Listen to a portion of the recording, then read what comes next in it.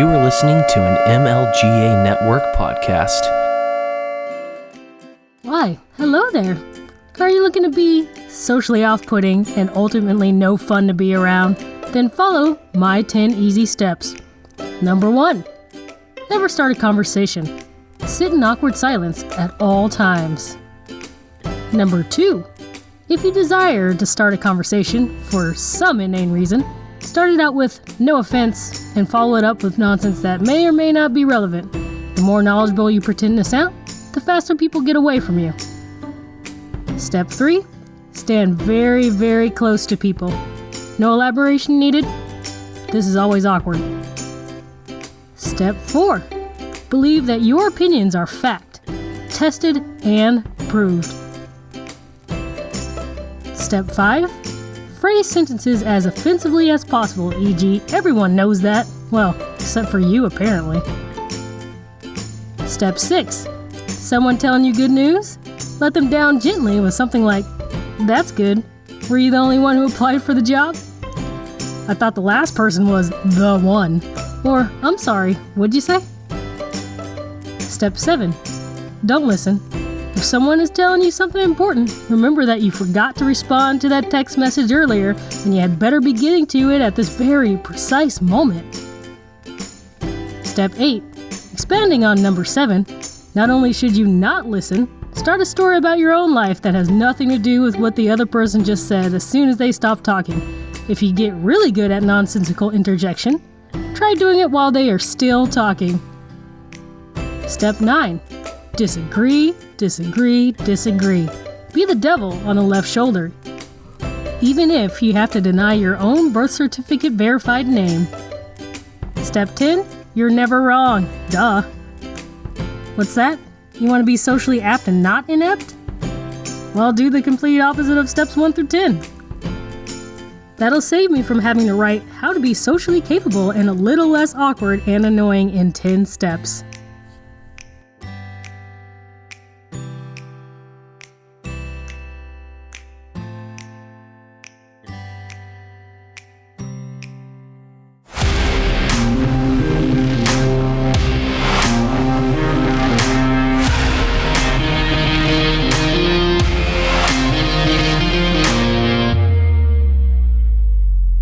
Welcome to Lesbertarian, the only place for liberty-loving muff divers and muff diving enthusiasts. Join us this week as we tear apart the political binary and take a look at issues through the lens of non-aggression and reason. I'm your host, Kim Shang. Throw on your flannel, rent your U-Haul, and let's get this thing started. Hey, folks. Welcome to episode 1 of Lesbertarian. We're about to pack up that U-Haul, and we're about to race toward liberty, like we just met her yesterday. This is your host, Kim Shang, and today we answer the all-important question, is libertarianism LGBT friendly? But before we answer that question, I want to take us back into the past. Remember your awkward high school days. Go ahead, work with me here, close your eyes, and remember your teenage self. Teenage Kim Shang, I wore oversized band shirts, big old Janko jeans, and my prized possessions, my wallet chains. Yes, I said chains, plural. I had one little wallet chain that connected from my wallet to my belt loop, one medium chain that connected from my wallet to my belt loop, and one really large thick chain that connected from my wallet to my belt loop. I was styling, guys. I don't even know what was going on. I just remember one day me and my friend were running, and we hopped a fence, and as my friend was sailing away into the horizon, you guessed it, one of my chains got caught on the fence. So there's awkward teenage me hanging on the fence, my long royal blue and black weave trailing on the asphalt. And then suddenly, in the silence, I start hearing this distant ripping noise. Then the ripping noise started getting louder, and suddenly, bam! My head hits the asphalt. And after that, I never wore Janko jeans again. Amen. I did have a point to that story. The point being, we can all remember a time when we were trying to figure out who and what we are, and I want to bring it to the forefront that In this climate of victimhood, we can't stop counting our blessings of moving forward. I know trans men and women are still fighting an uphill battle, and yes, there are still hateful people. But at this point, you can be an everyday gay, and most people really don't even care. Honestly, don't care who you love, what you do. And I know, even decades before me, it could mean your life if you came out of the closet. It could mean your job. And when I was in high school, it meant, what's my family gonna think? I even had friends at that time who got kicked out of their homes for coming out. I just don't think it'd be in our best interests to lose sight of that. And I think the best way not to lose sight of that is to, number one, get rid of this whole victimhood mentality that is overtaking society. And number two is embracing libertarianism. And now, before non-libertarians freak out, I know there are a lot of definitions for libertarianism. A lot of them are wrong. And my favorite, and I wish I could say I have, that I haven't heard this one more than once or some variation of it.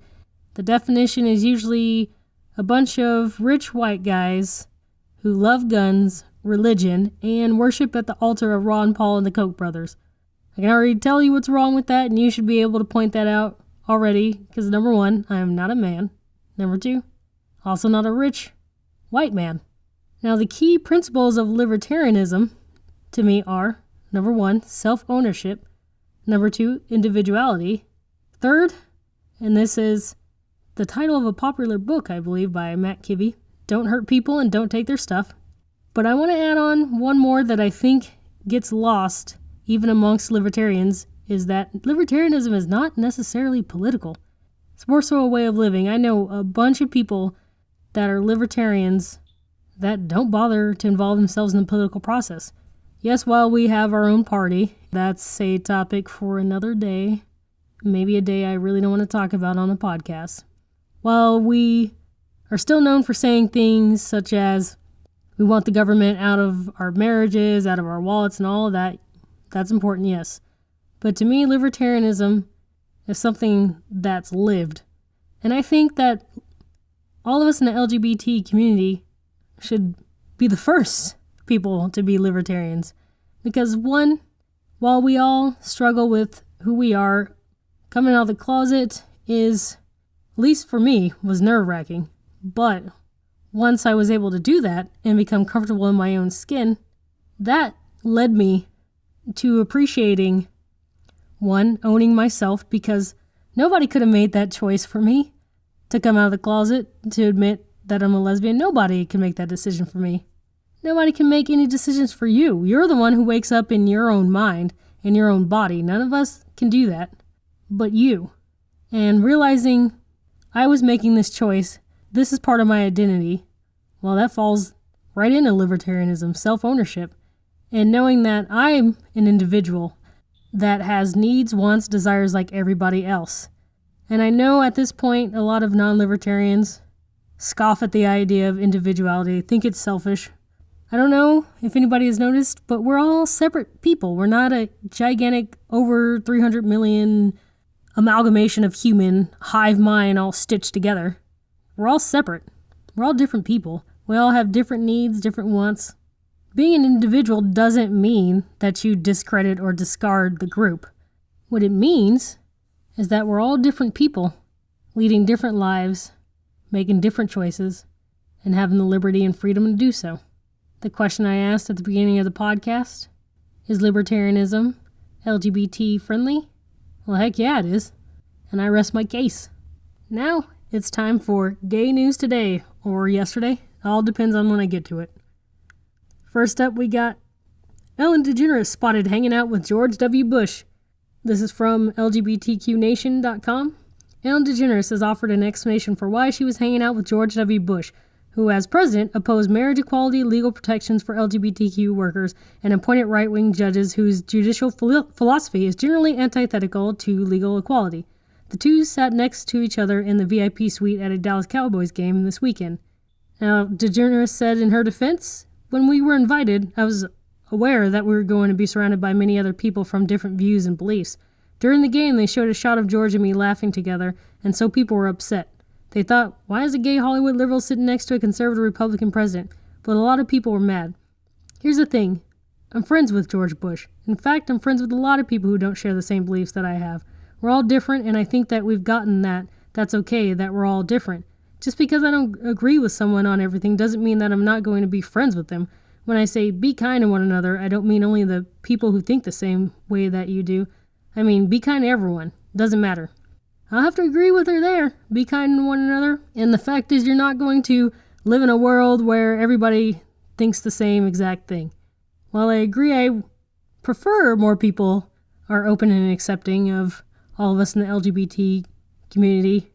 That's just not the reality at this point. There are some people that have different views, but the thing is, we can all be together. We can hang out together and have friendships, and I don't understand why we're moving in the direction where if you even are seen or you glance at a person who thinks differently than you, it should just be this whole uproar. We're not all going to agree. That's what makes us all individuals. It's the getting along with each other and loving each other that should be the main focus. I think we're losing that in society. Once again, that's that whole victimhood mentality. So equal that we want to separate ourselves into groups of people that are exactly the same. Just seems to be backwards to me. Our second news article, this one's great. Apple is facing a lawsuit from a Russian man who claims that an iPhone app has made him gay, and he's asking for 1 million rubles, or around over 12,000 pounds.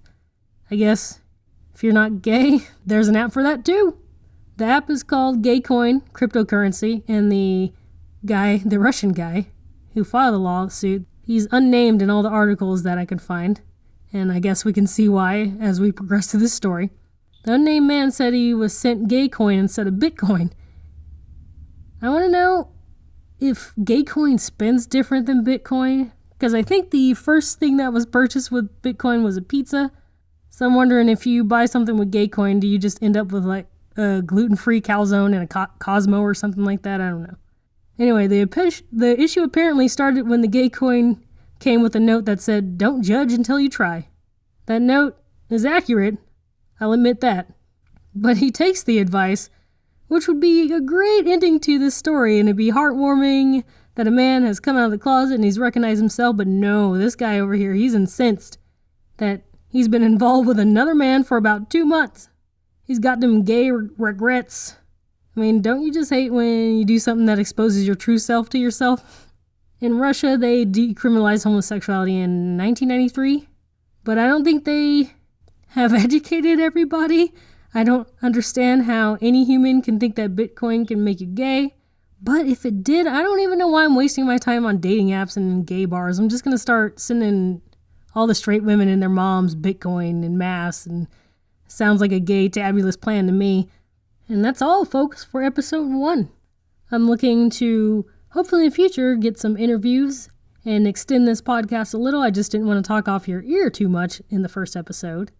I don't have socials lined up just yet for this podcast. I'm not sure if I will. But if you want to get a hold of me, you can reach me on Twitter at TheLoneToken, on Instagram at TheLoneTokenKS. Music in this episode comes from bensound.com. Thank you all for joining me in the U-Haul, and I'll see you next time.